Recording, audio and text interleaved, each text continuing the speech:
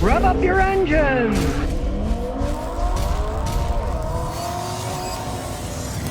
Today I'm talking about a custom Mazda 3 GT with a custom hood. Now I bought it for $1,800.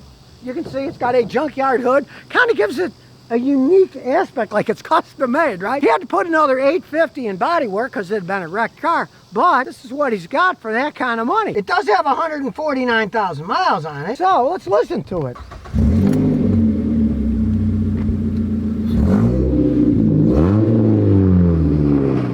Not your typical Mazda 3 Econo box car. Now yes, not a stock exhaust.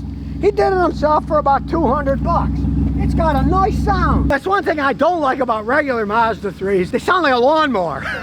This has a nice sound to it. Maybe a bit much for most people, but then again, this is Tennessee, no inspection, so you can make all the noise you want. Now, as we look under the hood, got a 4-cylinder engine, and one of the injectors is clicking a little, but that's no big deal. Now, it puts out 151 horsepower. Not racing by any standards, but it's certainly enough horsepower to go around and have fun when you have a 5-speed standard transmission. But at the same time, you can still carry babies around. Although you might give them earplugs in this one because they're sitting right above the loud muffler. One thing you should learn is don't believe everything you read, because this says Mazda 3 4x4, right? No, it's just front wheel drive. Somebody stuck that on.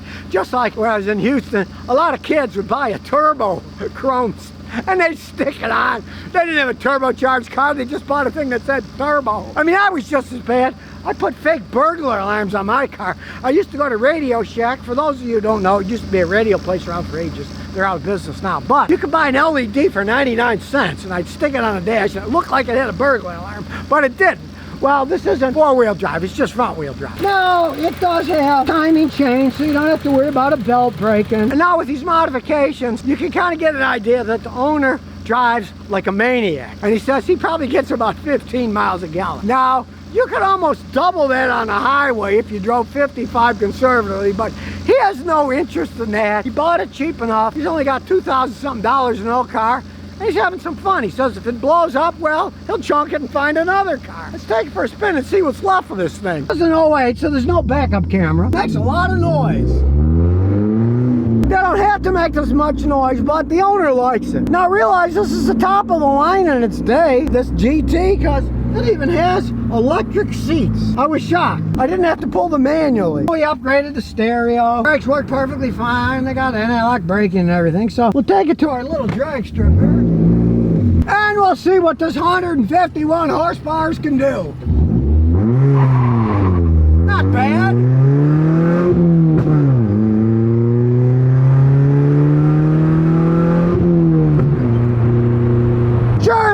Backfiring here and there.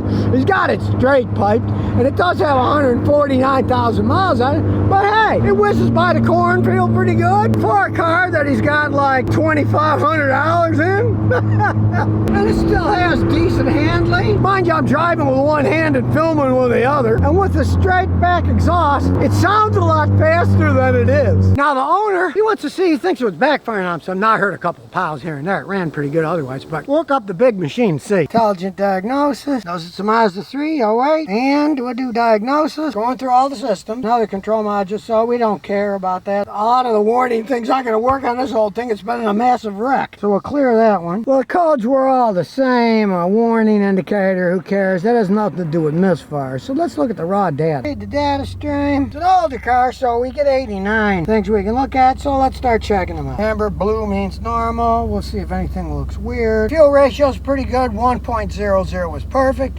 It's perfect, and it goes to 0.99, so it's hardly off at all. Everything so far is pretty normal, and it's almost perfect, 0.99. See, this is right. The evap system had codes. Okay, that's part of the anti-pollution system to keep gas fumes from evaporating the atmosphere. Well, guess what? This is Tennessee. You don't need them emission tested, so no one cares. We just leave them alone here. If you lived in an emission state, believe me, you'd have a pain in the butt getting it to pass the test. But here, no one cares. So now this guy's really happy they changed the law, because when he first got this, he had to fix the evap system because they did the inspection. But even Nashville got rid of it now, so now he doesn't have to worry about it, so he can leave it alone. And as you can see, as I warned people, he had that system fixed. Well, now another part of it's broken. They're so complex, and they hardly do anything. So, too bad, that's the way it goes. And he can drive it forever that way now, even in Nashville, because they got rid of the inspections there. Now, it is running a little bit lean, 9.38%. It has a lot of mileage on it, and it's also got a cold air intake that can often make it get a little bit off,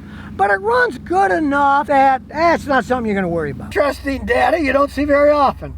The thermostat monitor engine coolant says 11,756.3 degrees Fahrenheit. Now, if that actually was the case, the engine would have turned into molten aluminum in the various composites. So that's just a lie. There's no way it's that hot. And when we look at the temperature gauge, okay, it's totally normal. Now, interesting enough, it's showing no misfires at all on the data. Now, he just told me his problem. He says usually while he's under a load, it'll start doot, doot, doot, and I'll holding back and jerking. Since there's no codes for that, and there's no misfires, I can just about guarantee you that the fuel pump is starting to go out. It does have all those miles on it, and unfortunately, this is one of these stupid gas tanks. The fuel filter's built into the fuel pump assembly, and it didn't do it at all for me, but if it starts doing it more for him, I'd just say, go change the fuel pump and the filter assembly. On this, it's an 08, it's an old one. The computer has no idea what the fuel pump pressure is. Now, in a new car, it would trip a code on this machine, and it would give low fuel pressure, and I would know, well, the fuel pressure's getting low,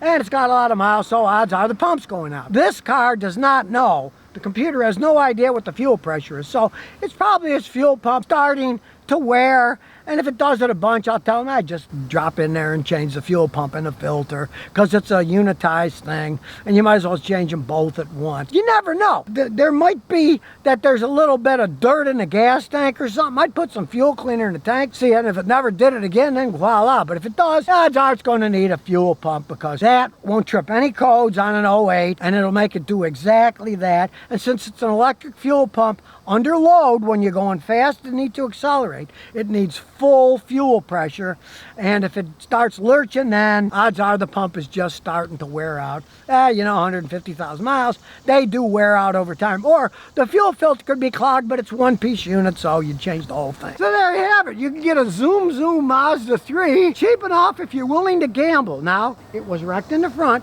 He found a great body guy who bent the subframe back out and the radiator. He put used parts from a junkyard on it. Fun to drive around. For less than $3,000, everything that he put into it, they're pretty solid built vehicles. But take my word for it. You get one of these, you get a standard.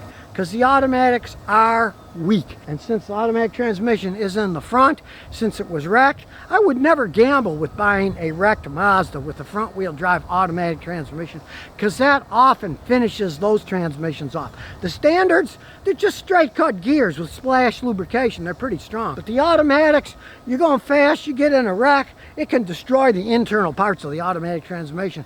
Then you're stuck with a lemon that's no good. But with the standard, you're taking much less of a chance buying a wrecked vehicle. And here's some bonus questions and answers. New member says, I want your true opinion on an 04 Saturn Ion 2 I just bought with 76,000 miles in a manual tranny. What do you think of it? Of course, the company's bankrupt, but realized it was really just a branch of General Motors. Now, 76,000 miles isn't much, and your big plus is it's a manual transmission. What killed Saturn was they had electronically controlled automatic transmissions that were absolute garbage. They cost anywhere from $3,500 to $6,500 to rebuild. By the time they went out, most people would just junk the car. I had a friend in Houston. He's dead now, but he ran a transmission shop, and he was at one time the president of the North American Automobile Automatic Transmission Rebuilding Association, so he knew his stuff. I asked him about Saturn. He says, I only ever rebuilt one because it costs so much money, no one will pay it. When I tell them $3,500 up, they say, we'll junk the car, forget it, or we'll try a used transmission from a junkyard. You got a manual. It might last a really long time. They weren't horrible vehicles. Odd things may be hard to get, like let's say if a computer or something went out, it might be a stinker because they don't make the stuff anymore. But the brakes, water pumps, all that stuff is pretty standard GM stuff, and you'll be able to get those things probably for years and years and years. You're lucky that it's a manual, because if it's an automatic, I'd say, well, if it shifts good, pray.